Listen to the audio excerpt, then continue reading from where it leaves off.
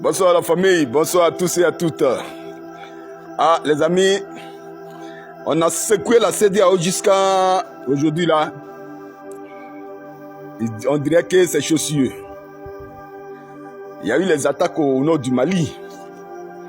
La CEDEAO vient de produire un communiqué dans lequel la CEDEAO condamne avec la dernière énergie les attaques dans le nord du Mali. Mais nous, ce communiqué, nous, on le regarde à la loupe. En tant qu'observateur de la vie politique africaine, ce communiqué, nous le regardons à la loupe. Parce que si la CEDEAO pense que le Mali n'a pas les moyens de se défendre lui-même, pour dire que les Maliens venaient nous solliciter, la CEDEAO se trompe. Voilà. Et nous souhaitons que la CEDEAO se limite seulement à une simple condamnation. Voilà, comme ils ont toujours l'habitude de le faire. Parce que hier au Niger, ils avaient mobilisé des contingents. Ils avaient mobilisé des contingents. Mais nous disons que la condamnation de la CEDEAO là, elle cache beaucoup de choses. Elle cache beaucoup de choses, puisque c'est une organisation superfuge. Donc, merci à la CEDEAO de condamner. La condamnation déjà, c'est la preuve que le combat dans lequel nous sommes, les critiques que nous apportons contre cette organisation, nous croyons que ils ont compris. Ouais, ils ont compris. Ou ils commencent à comprendre. Ou bien, c'est une autre politique pour nous endormir. Mes chers frères de la CEDEAO, chers dirigeants de la CEDEAO, ne vous en faites pas. Le Mali, le Burkina, le Niger, ils sont aujourd'hui dans une confédération. Ils peuvent se défendre. Voilà, ils peuvent se défendre. Et c'est pourquoi nous interpellons nos frères de l'AES. Si vous avez besoin de soldats là, nous les VDP là, on est là. Nous là, on peut quitter la Côte d'Ivoire pour venir prêter main forte même à nos frères de l'AES. Parce que ce combat là, on va le gagner. Cette rupture là, on ira jusqu'au bout. Cette souveraineté là, on ira jusqu'au bout. La CEDEAO n'enverra pas de contingent militaire pour aider les frères du Mali. Ils sont déjà armés, Le Mali qu'on nous a présenté avant, le Burkina qu'on nous a présenté avant là, et le Niger qu'on nous a présenté avant comme des pays pauvres là. C'est pas ce même Burkina et le Mali et le Niger qu'on voit aujourd'hui, Ah oui. Donc, ce communiqué, nous l'avons vu, nous l'avons lu, mais avec beaucoup de réserves. Avec beaucoup de réserves. Voilà. Parce que connaissant cette CEDEAO là, connaissant les animateurs de cette CEDEAO, ce plan là, nous n'allons pas tomber dedans. Le Litako Gourma ne va pas tomber dedans. Restez seulement à une simple condamnation.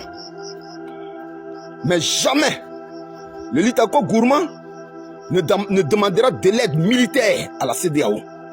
Jamais.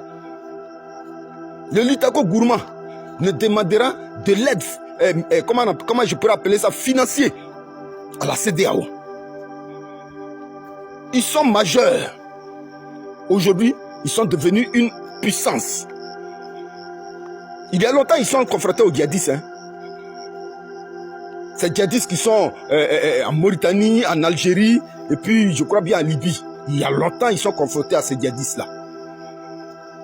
Donc maintenant qu'ils sont en confédération, ou sont une puissance militaire dans la sous-région, c'est aujourd'hui que la CEDEAO va condamner les attaques. Mais les attaques, il y a longtemps qu'on attaque ces pays-là. Il y a longtemps qu'on attaque ces pays-là. Donc, merci à la CEDEAO. Mais vos services, on n'a pas besoin. Ah, là, il faut que vous le saviez bien. On vous dit merci pour le communiqué. Mais vos services, là, on n'a pas besoin. Le Mali, le Burkina, le Niger sauront se défendre face à cette attaque des djihadistes. C'est ce que je voulais apporter comme précision. Sinon, déjà, l'Afrique est en ébullition. Hein? La jeunesse africaine aujourd'hui est en ébullition. La jeunesse africaine aujourd'hui a compris que on ne peut pas construire le bonheur de quelqu'un sans sa participation. Une jeunesse debout. Une jeunesse prête à mourir pour sa souveraineté. Une jeunesse prête pour la rupture. On n'a pas besoin d'organisation. C'est le peuple lui-même. C'est le peuple lui-même qui est debout comme un seul homme.